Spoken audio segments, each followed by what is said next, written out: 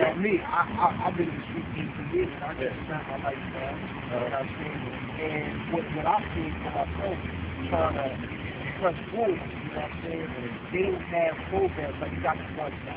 Yeah. One stop is really not being effective because people now wait to get around the one stop. Right. Where they can still get their welfare. Right. They can still get public assistance, you know what I'm saying, without really necessarily having to go through all the process to really see change, you know what I'm saying? Yeah. Because with me, I went there, you know, I wanted to get, you know, my PhD because I almost had it. But he helped me. Right. Because the teacher there to teach you, and if I was a strong-willed like I was, I would have dropped out because it was times where I needed somebody to say, listen, you know, show me how to do it. Yeah. But when nobody there, Yeah. you know what I'm saying? So if I was easy to be discouraged, I was like, you know what, man, I'm going back to the street. Do what I know. You know what I'm saying? They do. I mean, and here's the thing. You know, it's good that you have an attitude like that. But that attitude came over time, period. Right. You understand what I'm saying? That just didn't pop up and all of a sudden you're really going Johnny. Right. Wait a minute. You had to come through the stage, right? Everybody is coming through a stage to get to a certain direction. Right. So what I'm saying is, when we say get off the corner, you might sound, I got a job for you, this and the third. Oh, I get you a job, but can you pass the unit? Will you get up and able to be able to kick the job? You understand what I'm saying? Right. These things take place. Right. You got a high school diploma, but can you pass a background check? Right. Huh? These things are, everything that they throw, everything you give them, they throw back at you. Right. So if you're going to give somebody something, you have to present something either equal or higher than what they have. Right. You can take them off the corner, but what you going to do with it? You can take them and go get a job. You can show them how to get a job. You can do all these other things. But if you're not going to execute the fact that we have all these accessory programs to help you, right? Okay, they help you, but can't nobody help you but you. Right. So it starts and ends with you. Right. Like what you want to do. I got you a job. Now I got to call you to get you up for work. Now you need to run. Now you need money to get you. All this other stuff. When you going to start taking control of your life? Because that's what I'm saying when we were talking about here, it's easy. But here, you got to take control and say, listen, man, I'm worth more than what people try to put me there. Right. You understand what I'm saying? Look, a lot of young cats, I'm telling you, man, they had high school diplomas, bro. But what they gonna do with it? All right, get a high school diploma. I tell you, okay, McDonald's hard. I don't want to make no money from McDonald's. I gotta do this. Listen, let me tell you the mentality. So they don't work at McDonald's. They stay on the corner hustling. Now all of a sudden they get caught, get busted, gotta go to jail. They make $1 a day. Well, you didn't want to make $7 an hour. Right. Now you're making $1 a day. Right? Right.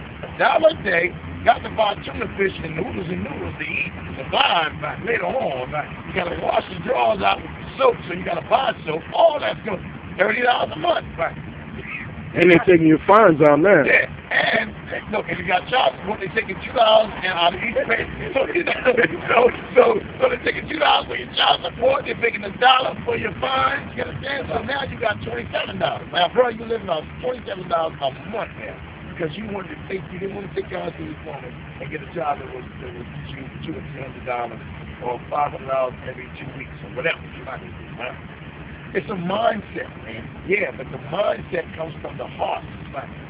Your heart gets you up. Not your mind. Right? Your mind tell you, I want to go to work, I want to get up and do it, but your heart tell you, you got to because you want different. You want to change things. Yeah, nothing changes if nothing changes, man. If you do what you always did, you're going to get what you always got.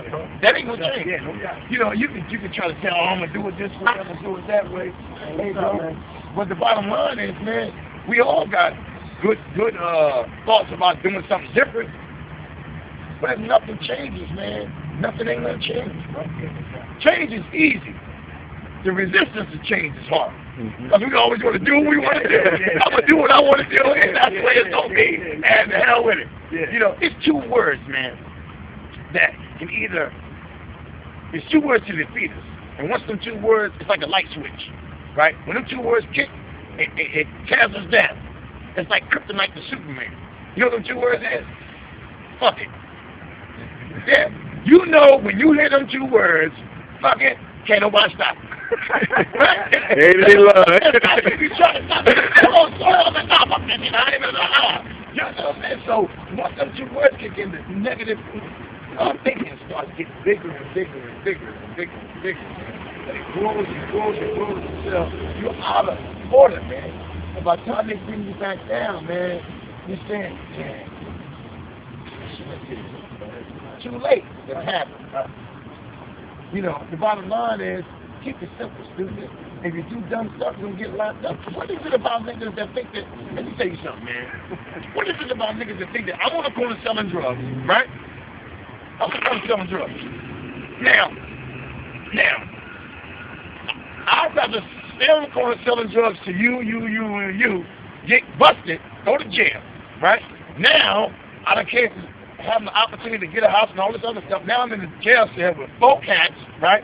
My mattress is near the daggone toilet, right? I gotta get under the table. The niggas at late night pissing, sprinkling on my head, and a green piece of paper comes up under the door. I'm reading it. Oh my God! Then I got a jailhouse lawyer saying there ain't nothing wrong. It's good. You know what I mean? All of a sudden now my mentality changes. Then I don't want y'all to see me crying, so I get on the phone. I'm like, Mama, are you gonna get killed? You gonna kill me? You understand what I'm saying? So now my mom puts up the house, gets you out of jail. You out of jail now. What is it about? You know, when we say something, we really mean what we say at that time. When we come out, right, mama don't put her house up. This nigga go right back to the corner. Right now back. Now, you done lost the house messing with this cat. He ain't caring about no house because it ain't his. Locked and loaded, man. And then you're going back and forth to jail, back and forth. What is it about a naked man in the shower with a toothbrush, sliding there with his hair rag that you wasn't going to get back to? You rushing back to this cat? Listen, it ain't got nothing to do with you being gay, but you got a nigga problem. You got a man problem. You don't mind seeing a nigga butt naked. You don't mind it. If I was to come out, right now we're sitting out here, if I was to take my pants off and do some push-ups, you'd be like, whoa, nigga, what you doing?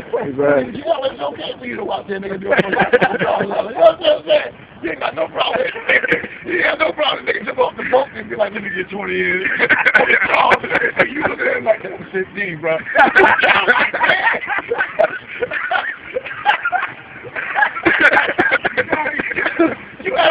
You know what I mean? But then it's real. You count me, man. And a nigga come in on the DL, you ain't thinking you coming there. You know them fools y'all been locked up for 6 or 7 months in the same cell and everything, got a visit or whatever, you know what I'm saying? And they come in and just pull up, you know, got the water bottle and everything. He's like, I must do it. You like, they dead.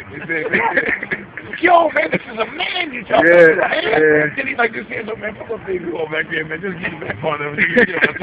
He'd be like, come on, man, hurry up, man. You don't understand what's taking place there. And then when you get out after being in there for years with him and cooling and building a relationship, right, you know you want to go home. When you go home, right, your mentality of thinking is not go home to the woman to be a father of your children and be a husband to a woman. Your mentality thinking is to go back to a corner, sell some more drugs, get locked back up to be with this joker. Missing.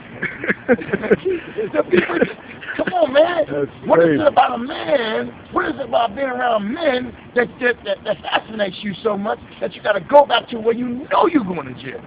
Listen, you know you going to jail.